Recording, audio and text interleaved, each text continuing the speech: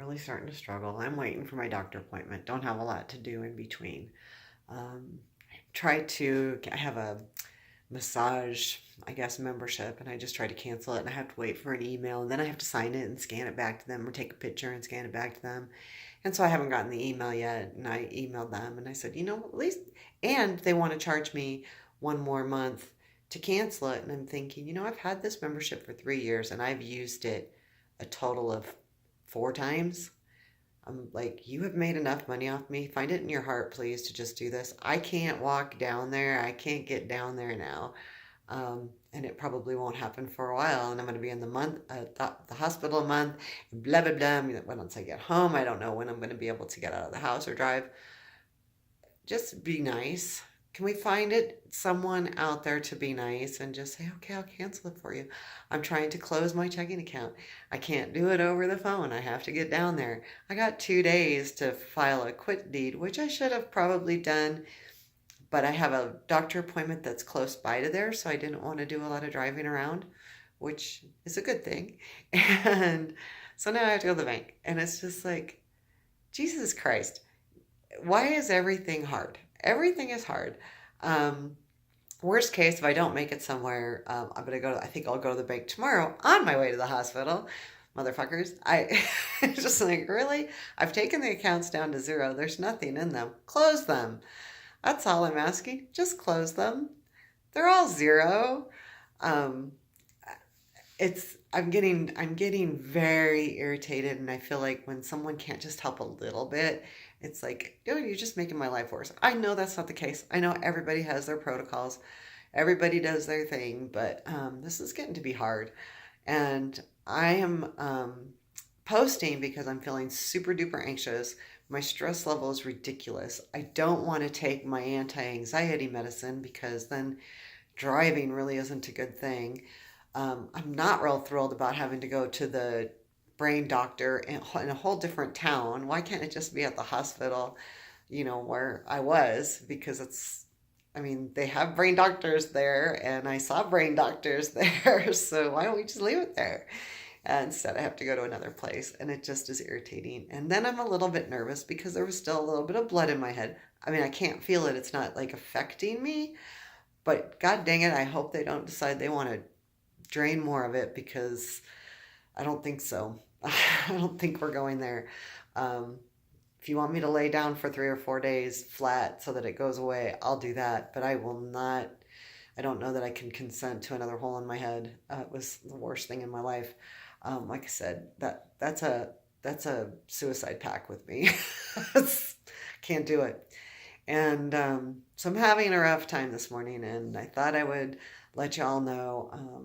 Remember, when other people are going through this, this is just a stressful time. And my counselor warned me. She goes, "You're not going to be this way once it gets close." Thank you very much. Yeah, I'm not this way. You just feel like you have so much things you want to get done, and you want to say, and you want to pack, and you want to bring. And I don't have to freak out about bringing everything, because my daughter will come visit me. And if I forget anything, she's a doll. She'll bring me what I need. So I shouldn't worry about it, but you still do. And it's just human nature. And I'm normally the one in control, and I can't be all the time. And I know that, and learning that for sure, is I'm certainly not in control anymore. Um, my life is certainly going to change. I'm going to make a lot of changes. I think being in the hospital will be good. It'll keep me away from my Instagram for the most part.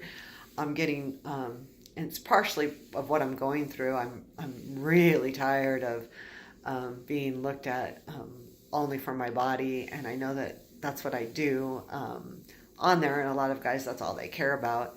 So being in the hospital, I won't be able to do anything. So it'll give me a nice break from that, and even though I'm not feeling well, and even though I'll be probably off a little bit, I think it still will give me time to think about what I truly want to do, and how I want to progress, and in my own little world. I don't know that I'll be able to make a living out of writing poems or doing a book or doing my blog that I'm planning on doing, but to stay out there, I will do my fitness videos. I think that will be helpful for me and other people that need to start slow. It'll give them good ideas of how to start slow. And I also want to track my progress. And I think that the blog is going to be good because I really want to touch women and their sexuality and sensuality. And women need to feel good about themselves. And I would like to help with that. And that's important to me. So I'm going to make sure I do that regardless. That's not about money making. However, the poems I would like to do something with. I'm going to write them regardless. But I either have to stay on Patron or I've got to do something different where sharing them, costs a little bit of money. I'm not talking about a fortune. I don't want to make a fortune, but I think it's fair that when people read some of your stuff, you get a little bit of money for it, and so I'm going to try that. We'll see how that works. My last book failed miserably, so I didn't fail miserably. I mean, it did a lot for me, and writing it was good for me, and sharing it was good for me. So even though there was no money made on it, and realistically, I rushed through it, so that a lot of the writing is bad. So my next book is going to be, I think I'm going to record it all. I'm not going to type it. I'm not going to write it. I tell stories much better when I just talk them out. I'll still write what I talk, but I think that's going to be part of the plan as well. So I'm grumpy, I'm stressed, I'm anxious. I'm in a piss poor mood, honestly, to be quite honest with you. I was last night. I went to dinner with my mom and sister, and I had to take an anti-anxiety medicine before I left because I would have ripped all their heads off. I was not in a good mood. They didn't do anything. It's just, going to the hospital yesterday, I found out that this cancer that I have, the leukemia that I have, Philadelphia positive ALL, is one of the one that is most likely to reoccur later on. So I did find out that once the transplant takes place and we wait for a little while and wait for all those stem cells to be happy and big and grown, I will be going back on a pill they call Dasatinib. That pill is $15,000 a month. So if I don't have insurance at any point, and they're going to put me back on there for at least 5 years. So that's a scary thought because that's a lot of money if something happens to my Medicaid or something happens. Even if I have insurance, there goes your whole frickin', everything. So that bothered me. I knew that if I don't have the transplant, there's a case for it to come back. But I didn't realize, and I knew that even if I had it, there's always a chance because that's leukemia in general. Anyone can get it at any time. But the type I have revisits, and then it makes me wonder why I'm doing the transplant, if there's a chance it's going to revisit. I do want to talk to my doctor again, but she's on vacation and I can't. So I'm really wondering, second guessing, big time. I wish I would have known that because I would have been able to go in with, well, let's just try this then. I mean, if I'm gonna get it anyway, I don't know. And maybe the transplant, I won't get it. So it's just really a tough time. It's a tough day. The news I heard, I did not like. The doctors were all nice and fine and everything, but there was just things that I didn't know. And I even checked with my daughter. Do you remember being told that? Because I don't, and she didn't. So we really weren't told that specifically, especially the dasatinib being on it for 5 years after the transplant. That's a long time, and that's an expensive pill. The pill does not affect me, I don't think. Maybe a little, but I don't feel it. It's not like being on that steroid that was miserable, which I found out I get to take again. I didn't know that.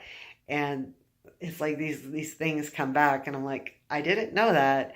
And I'm running into this and I'm just certain things are really going to piss me off. So the next couple days are going to be really tough. Got to get that freaking hole put in my chest, which I'm not looking forward to. I would love a little help from the bank and the freaking massage place. Come on, get real here. $60 a month. I haven't used it. You've made thousands of dollars on me. Stop. Just stop.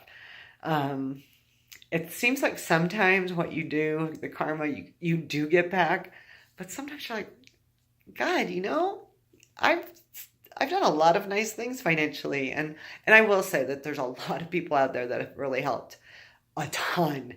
But it's like, guy, on a business, don't play business with me right now. Because I'm not in the mood. Have a little bit of a heart. have that much. Just don't charge me that last $60 and close the account. I'm not asking you to reimburse me. I'm just saying, close it. I don't have time to go down there. Anyway, I could rant and rave forever, so I'm gonna go. I'll probably catch you up later too to let you know, or we'll talk tomorrow while I'm getting the hole put in my chest. Wouldn't that be interesting? Would you guys all like to see that? Maybe I can record it. We'll see what happens. Probably not. It's probably super sterile area they do it in. So talk to you soon.